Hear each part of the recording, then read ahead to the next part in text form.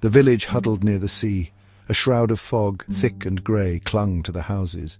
Fishermen's whispers, tinged with salt and fear, drifted on the damp air.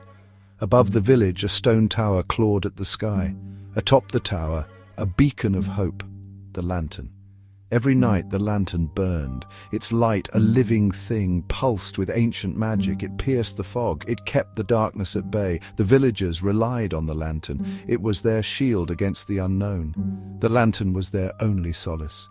For they knew what lurked in the depths beyond the fog. They whispered tales, legends of creatures with eyes like the abyss, monsters that craved the warmth of living hearts.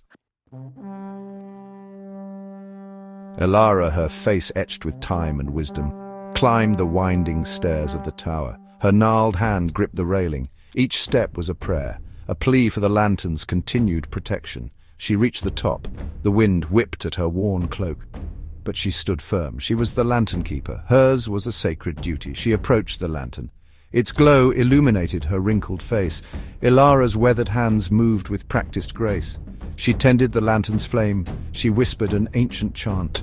Words of power passed down through generations. The lantern pulsed, brighter, stronger, a heartbeat against the encroaching darkness. A storm raged. Waves, like angry beasts, crashed against the cliffs. Rain lashed down, blending with the salty spray. The wind howled, a mournful cry. Visibility was almost non-existent. A thud echoed from below. Heavy footsteps on the stone stairs. Elara turned, her eyes narrowed. "Who dares disturb the sanctity of the lantern tower?" she demanded.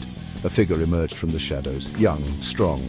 A fisherman named Torin. "Shelter keeper," Torin gasped, his voice ragged.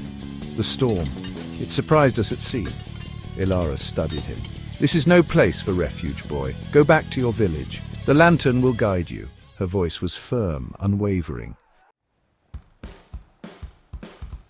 Section 4. The Abyss Awakens. Torin hesitated. He glanced at the lantern. His eyes held a strange fascination.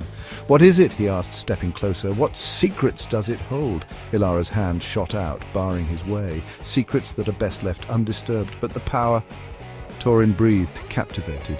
He reached out.